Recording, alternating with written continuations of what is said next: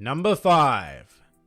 Blackbeard's multiple devil fruits. Kicking things off today, we have a moment that quite literally shook the world thanks to the Guru Guru no Mi, get it? Whereby at the end of the Marineford arc, Blackbeard was somehow able to acquire a second devil fruit and use its ability in tandem with his first. This moment turned all accepted knowledge of devil fruits on its head, and exactly how Mr. Blackbeard was able to accomplish this feat is still a mystery at the time of this recording, all thanks to the power of a dark sheet. Now, to a fair few people in the One Piece fanbase, this isn't a mystery at all, because they've come to live in their own world of accepted headcanon and claim that this is possible due to the effects of the Yami Yami no Mi. And to put it simply, that might not be true. I'll concede that it is highly likely due to the fact that the Yami Yami no Mi can cancel out other fruit abilities, but at this stage there is no way to know for sure. And honestly, if it were that simple, I just don't see the need for Oda to keep it hidden all this time. It would be a really disappointing solution to a mystery that has endured for almost a third of the series at this point. Plus, there is a potential second explanation, which is the deeper layer of mystery attached to Blackbeard himself. Throughout the series, there have been a couple of hints that Blackbeard is far from a regular human being, the most prominent of which is right in front of our eyes in the form of the Blackbeard pirate's Jolly Roger, one of only 2 in the series to contain multiple skulls, which I find fascinating given that a Jolly Roger is generally a direct representation of the captain of that pirate crew. I mean, for example, the other Jolly Roger with multiple skulls belongs to the DeKalvin brothers, who co-captain their crew, and hence 2 skulls make sense. But why is Blackbeard a supposedly singular entity represented by 3 skulls rather than 1? Well, I'll leave that to the abundance of theory channels out there, but the mystery surrounding this man, as well as how he can hold multiple devil fruits, is very potentially much deeper than we suspect. However, not quite as deep as the rest of the mysteries on this list.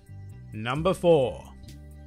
Whatever the hell this thing was at the end of Thriller Bark. This is probably one of, if not the biggest tease in the entirety of One Piece. Following the conclusion of Thriller Bark, this entity was spotted by Lola and Lola alone actually, and it was accompanied by a note from the narrator saying that it was very fortunate that the white mist was still lingering in the Florian Triangle, covering the eerie face of what may be the largest creature we've ever seen in this world. I mean, just look at that perspective in relationship to Thriller Bark, which is the world's largest pirate ship. It's absolutely insane. The narrator also heavily implied that whatever this is in fact the one responsible for the disappearance of over 100 ships a year in the Florian Triangle, a legend that began long before Thriller Bark arrived in the area. But I guess the most annoying thing about this mystery is that it may never be solved. For every other contender on this list, I am 100% certain that we will receive an answer in time. But in this case, finding the solution could only detract from what this mystery represents. The idea that as much as we explore this world is simply far too big for us to ever achieve a complete understanding of it. There will always be an unknown factor, which, as frustrating as it might be, is one of the key reasons why readers and watchers alike continue to lust for adventure in this series.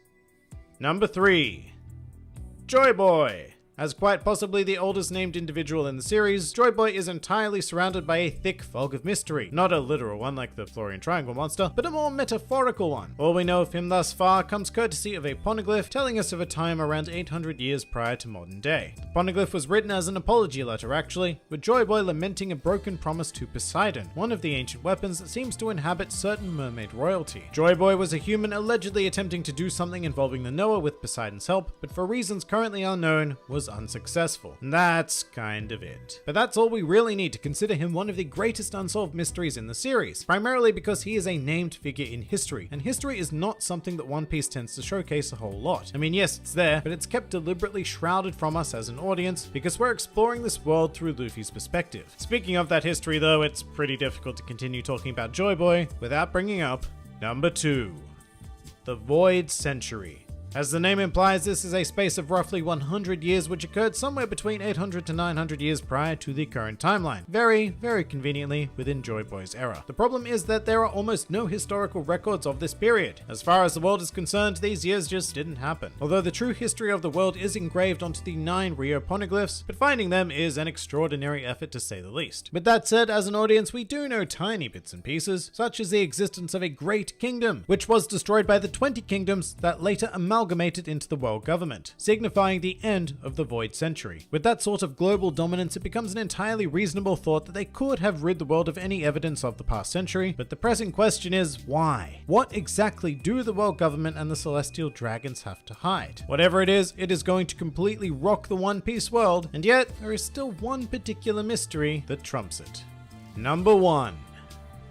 The Will of D. Alright, here we have the question that readers have been pondering ever since the beginning of the series. What does the D in Monkey D. Luffy stand for? And 20 years on, we still don't have much of an idea at all. If anything, the mystery has only intensified over the course of the series, as several other characters have popped up with this seemingly innocuous middle initial, including the former Pirate King Goldie Roger, as well as the subject of the number 5 spot on this list, Blackbeard, aka Marshall D. Teach. With that said, there are most certainly characters within the world who at the very least know about the Will of D, although exactly how much they know is up for debate. At this stage, the individual who has provided the most information would be Don Quixote Rocinante, who revealed that this initial had been secretly inherited throughout history, and that in a certain land, which is probably referring to Marichois, those who bear this initial are considered the enemy of the gods, aka the celestial dragons. However, apart from the initial, the bearers of the D also share a couple of other common traits. Firstly, they are all highly subject to the machinations of fate. For better or worse, the actions of these characters seem almost out of their own control. However, in the worst case scenario, another curious trait pops up, whereby all of those subject to the Will of D die with a smile on their face. Very intriguing indeed, and certainly one of the most enduring unsolved mysteries